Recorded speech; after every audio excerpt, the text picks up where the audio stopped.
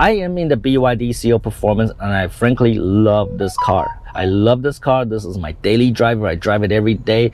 Every time I get into this car, I feel luxury, I feel comfort, and I definitely enjoy its performance. But in this video, I'm gonna talk about maybe four reasons why you should not buy the BYD. And frankly, they are not very strong reasons for not buying this car, but you know, for balanced reporting and balanced review, I do this for all the cars I review. I give you reasons to buy the car and I give you reasons not to buy the car, okay? Just because this video is about reasons not to buy the car, it doesn't mean that I don't like this car. I love it so much, and I love every aspect of this car, but I'm gonna give you 4 reasons why you might want to look for alternatives if you're looking at the BYD, okay? So let's go.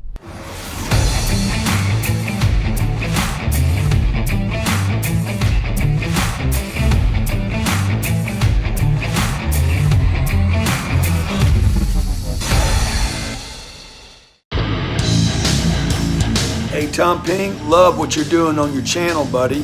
Super congrats. You know, giving your time and energy to nonprofit business channel. Look, man, keep driving that audience. So Tom Peng, look forward to spending some time with you. I know you got the right mindset, so I'd love for you to share some of that from the big V. God bless, be great. 10X.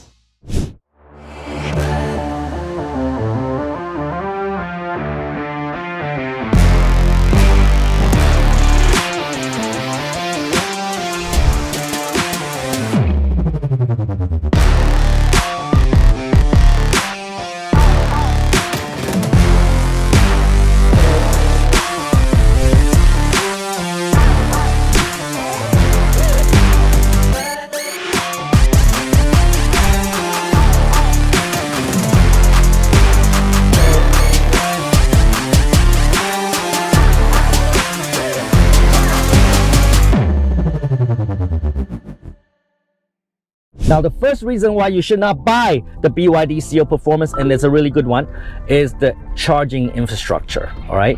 Because in Vietnam, if you're buying an electric vehicle and you're not buying a VinFast, then you're going to face with a very limited charging infrastructure and coverage. So in Saigon, there's probably a few places I can go to fast charge this car, the BYD Seal Performance. It's okay for me because of its long range. I only need to go there maybe once every 2 weeks, and that's okay. I can sacrifice 2 hours of my time every 2 weeks to go to a charging station and charge it up and maybe go to a neighboring restaurant and have a meal. That's okay with me. But if you want to take this car on a long distance journey, let's say from here to Hanoi, like 6,000 kilometers, I think you would have problem doing that because there's simply not enough charging stations along the way, and you really need fast charging, all right? We don't have time to wait for slow charging to charge up the car in 24 hours. We simply cannot do that.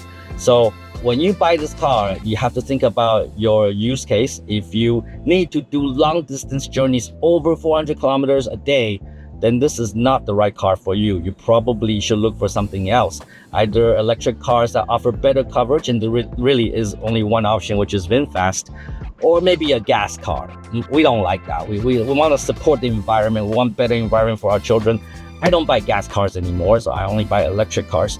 Look at your use case. If you need to go long distance, VinFast is a better option than the BYD. But if you're only going to do 400 kilometers a day maximum, and you're not going anywhere far away, you're always going to stay in urban areas, then I think the BYD is just fine, okay? Especially if you have home charging. If you have a home charging station, this car will take you anywhere in your urban area without worry. I never have any range anxiety. I don't ever worry about, oh my god, I don't have enough battery, I don't have enough electricity, oh my god, where am I gonna find the charging station? I don't have to play hide and seek with charging stations. Where are you, charging station? Right, with this car, never.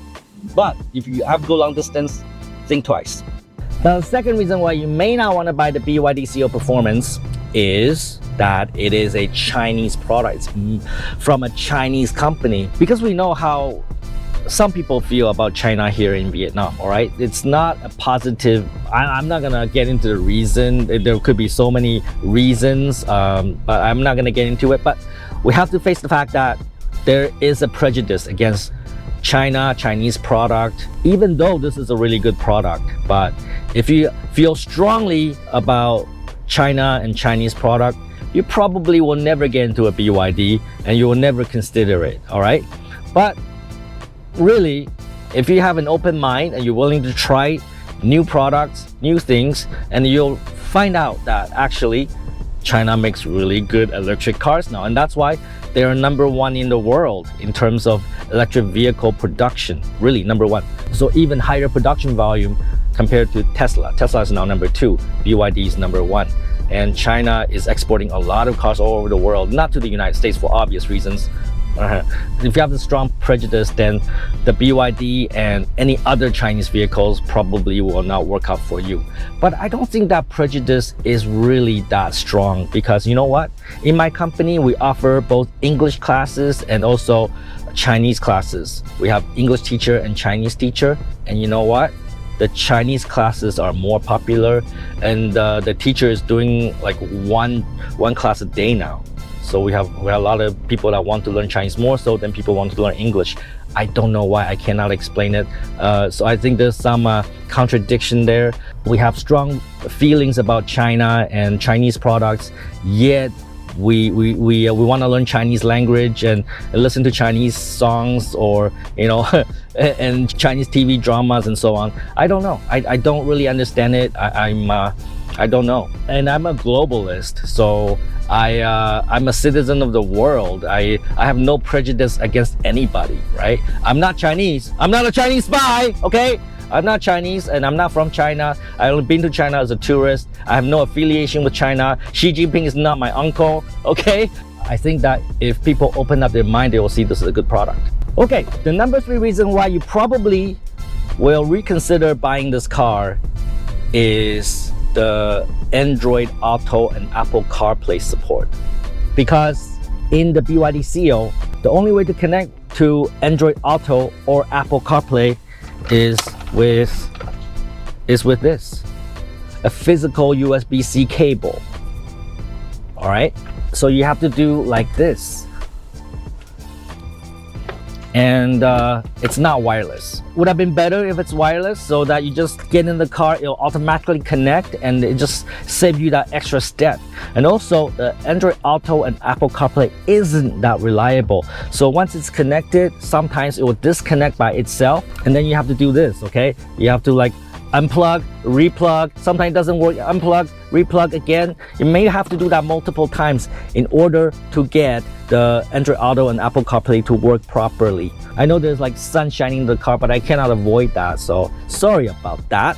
So I think this is something that BYD need to address, I think quickly, the reliability of Android Auto and Apple CarPlay in BYD cars. But I think we're running like the early version of the BYD software in Vietnamese cars. So I'm hoping that BYD will soon release a software update here in Vietnam so that we would get better connectivity with Android Auto and Apple CarPlay, which I find to be super essential because I need my fucking Google Maps, because the BYD doesn't come with embedded maps, okay?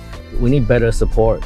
#4 reason, and the last reason why you probably should reconsider the BYD, is the app support, all right? The app support, meaning that, let's say with VinFast, you can control your car with your phone. With Tesla, you can control your car with phone. I know in other markets, you can control the BYD with your phone, but not in Vietnam.